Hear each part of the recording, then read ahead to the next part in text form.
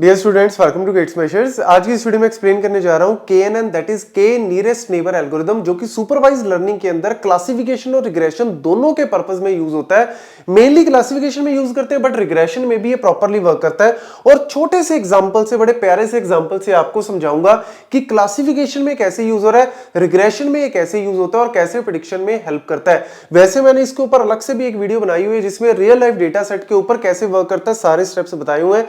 लेकिन इस वीडियो में ना आपको एक बेसिक कहानी इसकी पता लग जाएगी, और इन केस कोई न्यूमेरिकल आता है कहीं पे भी तो आप इजीली सॉल्व कर सकते हो। तो देखो यहां पे हमें क्या दिया हुआ है, दो डेटा पॉइंट्स यहां पे जो मेरे पास x और 2, यहां पे x और y दो वेरिएबल दिए हुए हैं, मतलब ये मेरे इनपुट वेरिएबल्स हैं। और मेरे पास टोटल डेटा पॉइंट्स कितने हैं, 5।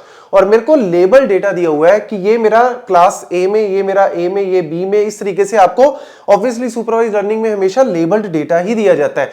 अब यहां पे मेरे को एक न्यू डेटा सेट आया, मतलब एक तरह से न्यू डेटा पॉइंट आया या टारगेट वैल्यू आई कि मेरा x1 ये है, y1 ये है। मुझे बताओ कि ये x1 और y1 अगर मैं ये वैल्यू लेता हूं तो ये किस लेबल में, किस क्लास में बिलोंग करेगा, मतलब क्लासिफिकेशन करनी है यहां पे। तो यहां पे KNN के अंदर कैसे हम इसको यूज करेंगे, सबसे पहला स्टेप हमेशा याद रखना क्या होता है, distance formula you have to use. Euclidean distance है, मैनहट्टन डिस्टेंस होता है, हेमिंग डिस्टेंस, बहुत सारे मेथड्स है। By default Euclidean distance formula use करते हैं। ल्यूसिडियन डिस्टेंस क्या कहता है कि अगर आपके पास दो वेरिएबल है, एक x और एक y, तो आप क्या करो, x2 माइनस x1 का स्क्वायर, मतलब एक आपका टारगेट हो गया, एक आपका गिवन हो गया। तो मतलब एक टारगेट और एक गिवन ले लो, और फिर ऐसे ही y के कॉरस्पॉन्डिंग भी एक टारगेट और एक गिवन ले लो, उनका स्क्वायर करके, और ऊपर आप जो है वो स्क्वायर रूट कर दो। तो ये सिंपल सा फॉर्मूला है। अब यहां पे मेरे पास एक तरह से आप कह सकते हो कि x2 लेट्स सपोज मैं इसको ले लेता हूं, y2 मैं इसको ले लेता हूं, x1 मेरे को दिया हुआ है, y1 मेरे को दिया हुआ है। तो इस फॉर्मूले के हिसाब से अगर मैं डेटा पॉइंट 1 के कॉरस्पॉन्डिंग डिस्टेंस कैलकुलेट करूं तो कितना आएगा, x2 क्या है 2, तो 2 माइनस x1 क्या है 6। तो इस तरीके से आप कैलकुलेट कर लो। y1 यहां पे y2 क्या है, लेट्स सपोज 3 है, और y1 क्या है, यहां पे 7 है। तो इस तरीके से आप कैलकुलेट कर सकते हो। आप चाहे उल्टा भी कर लो, लेकिन आंसर तो आपका सेम ही आएगा। तो ये कितना आ गया जी, एक तरह से आपका -4 का स्क्वायर करोगे तो यानी ये 16 आ जाएगा, ये आपका 4 का स्क्वायर करोगे तो 16 आ जाएगा, मतलब स्क्वायर रूट ऑफ कितना आ गया, 32 आ गया। तो ये एक वैल्यू मेरे पास डेटा पॉइंट 1 के हिसाब से एक डिस्टेंस आ गया। अब मैं क्या करूंगा, 2 के कॉरस्पॉन्डिंग कैलकुलेट करूंगा, तो ये मेरा एक तरह से x2 हो गया, ये मेरा क्या हो गया, y2 हो गया। तो यहां पे आपको फंडा जो है वो क्लियर हो रहा है। तो यहां पे 3 माइनस 6, तो 3 माइनस 6 का स्क्वायर कर दो, और यहां पे क्या आ गया जी, 4 माइनस 7 का स्क्वायर कर दो। तो एक तरह से वैल्यू कितनी आ जाएगी, यहां पे 3 का स्क्वायर, यहां पे 9 हो गया, और ये भी क्या है जी आपका 9, तो ये आपका 9 हो गया। ठीक है, तो ये इस तरीके से आप वैल्यू कैलकुलेट कर सकते हो। अब 3 के कॉरस्पॉन्डिंग देख लो, डेटा पॉइंट 3। अब मैं डायरेक्ट ही कर देता हूं, यहां पे आप खुद ही देख लो, 6 माइनस 1, 6 माइनस 5 कितना हो गया जी 1, तो 1 का स्क्वायर हो गया। और यहां पे क्या है जी 7, यहां पे क्या है 6, तो यानी यहां पे भी 1 का स्क्वायर हो गया।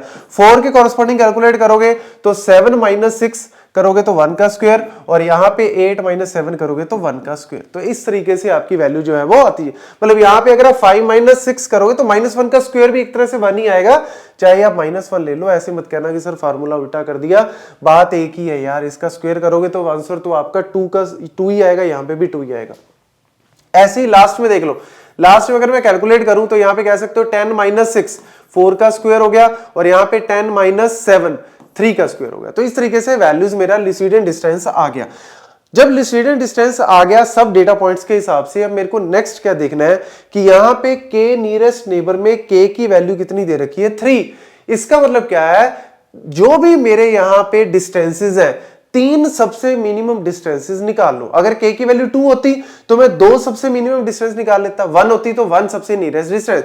लेट्स सपोज अगर k की वैल्यू मेरी 2 होती तो नियरेस्ट डिस्टेंस ऑब्वियसली एक तो 3 के हिसाब से आ रहा है, क्योंकि 2 है, यहां पे 2 का स्क्वायर रूट है, और यहां पे 4 जो है वो नियरेस्ट है।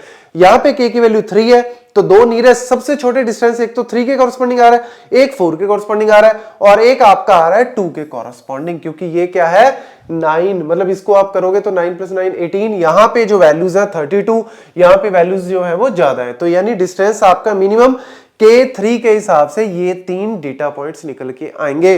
तो डेटा पॉइंट 2 मेरा जो है वो क्या लेबल बता रहा है, A। डेटा पॉइंट 3 क्या बता रहा है, B। डेटा पॉइंट 4 क्या बता रहा है, B।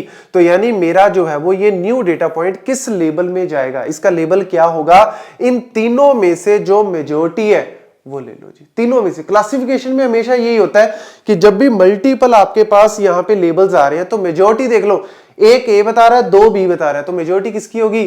बी की होगी। तो यानी इसका आंसर जो है वो क्या हो गया? क्लासिफिकेशन कर दी हमने, ये लेबल आपका बी में जाएगा। तो इस तरीके से केएनएन क्लासिफिकेशन में यूज होता है, इसको प्रॉपर जो है वो नोट कर लेना। ऐसे ही अगर हम बात करें रिग्रेशन में, तो रिग्रेशन में क्या होता है? रिग्रेशन में आपके पास कॉन्टिन्यूस डेटा होता है और यहाँ पे जो आपके क्लासिफिकेशन में डिस्क्रीट डेटा होता है, क्लासिफाई करना है ए या बी।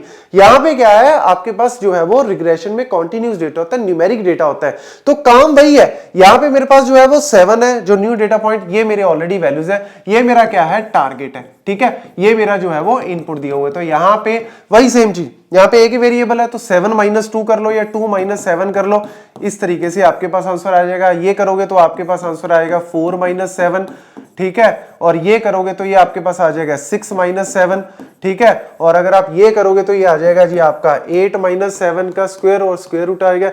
ये अगर आप करोगे तो 10 - 7, वही डिस्टेंस, सेम ल्यूसिडेंट डिस्टेंस। यहां पे ल्यूसिडेंट डिस्टेंस में आपके पास एक ही वेरिएबल है x, तो x के हिसाब से कर लो, दो होते y तो y के हिसाब, तीन होते z तो z के हिसाब से फॉर्मूला चेंज हो जाता। तो यहाँ पे सिर्फ एक है तो इसके हिसाब से। अब यहाँ पे नियरेस्ट डिस्टेंस आपको k की वैल्यू दे रखी है 2, तो दो नियरेस्ट डिस्टेंस, तो ये तो आपका 5 का स्क्वायर आएगा, ये आपका जो 3 का स्क्वायर आएगा, ये आपका 1 का स्क्वायर आएगा। तो यानी ये सबसे आपका नियरेस्ट है 1 का स्क्वायर। और यहां पे एक और है, ये लो जी, ये 3 और 4 सबसे शॉर्ट है, सबसे कम डिस्टेंस 3 और 4 का है, क्योंकि यहां पे दो लेने हैं मैंने, नियरेस्ट नेबर दो, तो दो मैंने ये उठा ली। अब मेरा जो आउटपुट है न्यू डेटा पॉइंट की कॉरस्पॉन्डिंग टारगेट वैल्यू y कितनी आएगी? तो यानी इस केस में आप 12 और 15, पिछले वाले में तो हमने वोटिंग कर ली थी कि ज्यादा किसकी वैल्यू है, यहां पे ऐसा नहीं कि 15 बड़ी वैल्यू तो बड़ी नहीं, 12 और 15 का मीन ले लो, 12 और 15 का क्या करो? मीन ले लो। अगर 3 लेते तो हम जो मिनिमम 3 थे उनको उठा लेते, सबको जोड़ के डिवाइड बाय 3 कर देते। यहां पे मीन लोगे तो यहां पे 27 डिवाइड बाय 2 कर दो, 13.5 आ गई, यानी इसके कॉरस्पॉन्डिंग आपकी जो वैल्यू जो है वो 13.5। तो इस तरीके से आपका केएनएन क्लासिफिकेशन रिग्रेशन दोनों में यूज हो सकता है। सिंपल सा एग्जांपल है, नोट कर लेना। Thank you.